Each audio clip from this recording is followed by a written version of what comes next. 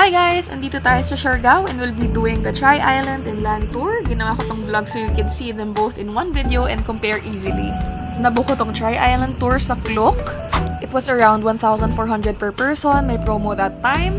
So marami na rin ditong kasama guys. Bale may lunch, 3 islands, hatid sundo. We were picked up ng mga 7 AM sa hotel and now nandito na tayo sa first stop which is a snorkeling spot. Hindi siya part ng 3 islands na major na kasama. This is just a free add-on. Technically, wala siyang bayad. Pupunta kayo sa gitna just to snorkel. May konting fish dyan. I brought my gears, but if wala kayong mask and snorkel, meron silang for rent 200 pesos. Nasa gitna siya ng 3 islands and we stayed here for around 30 minutes before heading to Guyam Island. So after a few minutes, nandito na kami sa Guyam Island and this is a very laid-back, relaxed type of island. Maliit lang siya guys. And dahil sobrang aga nga ng call time for this tour, hindi na kami nakapag-breakfast sa hotel pero okay lang kasi nandito pala yung famous na Guyam Burger and we had to try it. Ito yung menu nila. Meron din silang seats and tables if you wanna eat. Ito rin yung beach guys. Swimmable yan. Maganda. Bumili din kami ng taho. Meron din dito guys. Perfect talaga if hindi ka pa nagbe-breakfast. So, dumating na rin yung order naming burger and masarap naman siya for the price. So, we were given 1 hour here sa Guyam Island and now we are going to our next stop which is itong Naked Island. Also, mabilis lang din yung biyahe guys, lumipat from island to island kasi itong 3 to ay magkakatabi lang din sila. Technically, yun yung pangalan niya kasi tingnan nyo naked talaga siya. Wala siyang trees, wala siyang establishment, nothing. And ang ganda ng tubig dito guys, super clear, yung sand, very light. Nagstay kami doon for also 1 hour and now we are going to the biggest one which is the Daco Island. Dito tayo magla-lunch and yes, included na yung lunch doon sa package. Kung mapapansin nyo guys, sabay-sabay tayong lumilipat-lipat ng mga boat kasi isang tour lang din sila and tayo guys. So, sino yung kasama niya sa first stop? Likely, makakasalubong niyo yan hanggang sa dulo. Just like that, welcome to Daco Island. Dito tayo magla-lunch, tatambay, tutunganga, and magsiswim, whatever we can do here. Meron din silang cottages na provided. Dito nga tayo magla-lunch. So, syempre, dapat may upuan and tables. And yung lunch pala guys, ang setup niya is paboodle fight. Meron siyang seafood, meats, rice, syempre may mga carbs tayo dyan, fruits, vegetables, may drinks na rin. So nagpicture muna kami bago kami kumain, syempre for the gram. Speaking of pictures, meron din silang free na mga picture spots like itong picnic setup just for taking photos. Tapos meron din silang palibreng drone. You can use the drone sa buong trip, kahit anong island. Meron tayong kasamang pilot sa boat. Tapos, i-airdrop na lang sa inyo yung files. Meron din silang mermaid tail for free na pwede nyong gamitin for photos dito sa Daco Island. Kaso hindi na namin ginamit guys kasi sobrang init. Naka-lunch kami dito sa Daco Island ng around 1 PM and we are given time to leave until 3 PM. Ang biyahe pabalik ng mainland is around 30 minutes so malapit lang din talaga and mabilis lang. If you also want to drink alcohol, water, meron ding for sale sa bangka and per island guys. Except lang syempre sa Naked Island, merong mga nabibilhan ng mga food and snacks, drinks, ganyan. So, pagdating namin ng port, after nitong last boat ride ng mga 30 minutes, merong nakaabang na doon to send us back to our different hotels. Yes, hatid sundo siya guys. So, wala na kayong iintindihin. Aalis na lang talaga kayo at babalik.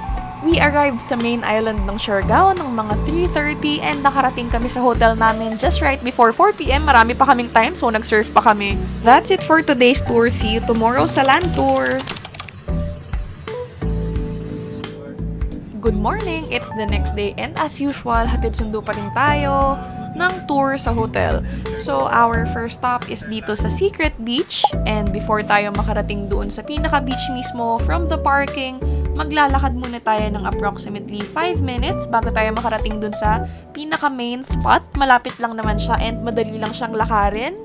Medyo recent addition siya sa land tour as far as I know. Ang ganda dito guys. Also, make sure to bring clothes for swimming kasi itong land tour meron siyang swimming, merong lagoon, Sugba Lagoon, plus yung tide pools. So, if you also wanna go swimming dun sa river, I think meron ding pwede mag-swimming dun. And this is also a beach, guys, ha?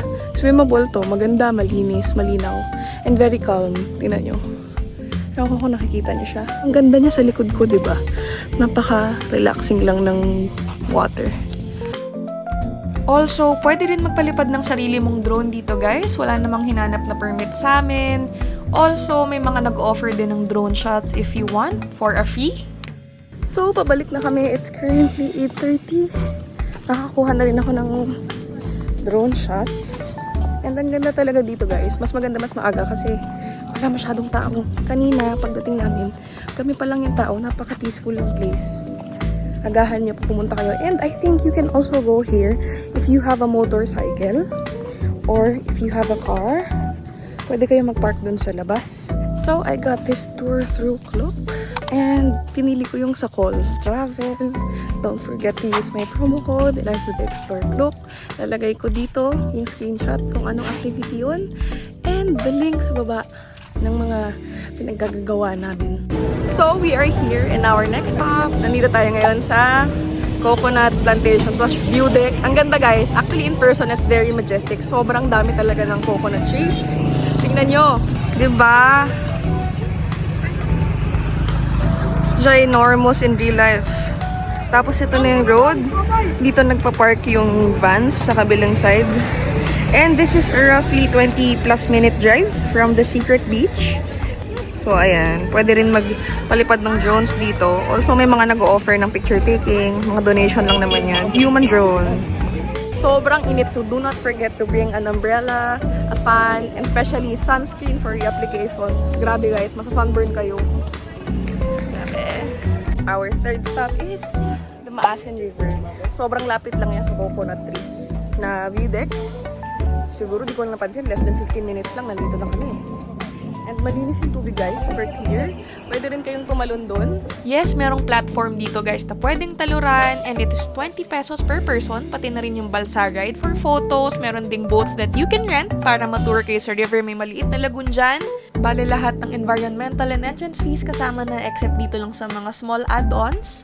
And for our next stop, nandito tayo sa Magpupungko Rock Pool. So, ito is, meron tayong sariling tour guide na hindi kasama sa van. Iba siya. So, this is required, I think, kasi maglalakad tayo dun sa malayo.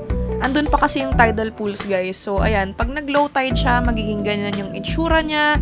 And magpo-form ng parang natural na swimming pools. Para siyang infinity pool na very natural. Ayan o, ang ganda. Ang clear ng water. Tapos, refreshing siya, guys. Malamig yung tubig.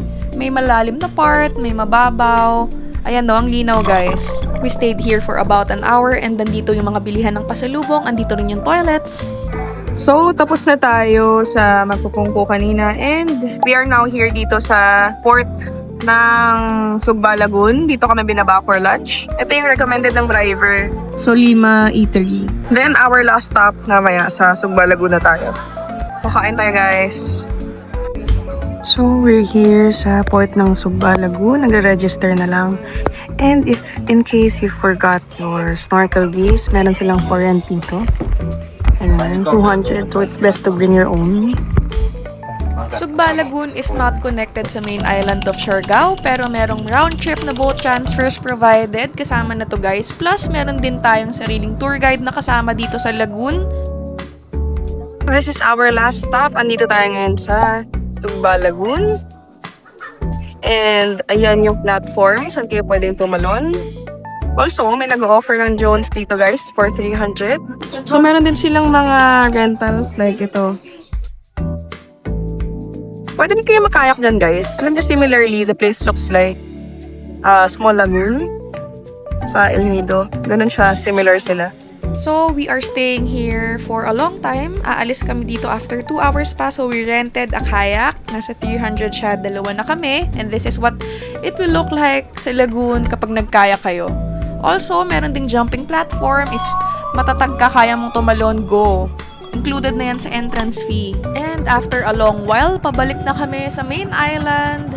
Travel time is 30 minutes per way sa boat. Medyo matagal din pala yung boat ride, guys, and maingay yung bangka. So better if you have earplugs if sensitive yung pandinig nyo. And we are now back sa passenger terminal port. From Sugba, Lagoon, dito na rin yung van. Ready to pick us up and pabalik na kami. It's currently around 3 p.m. and makakarating kami sa hotel like the one yesterday, 4 p.m. And these are the two na most famous tours sa Siargao. What do you think? Is it worth it? That's it. Thanks for watching. Bye!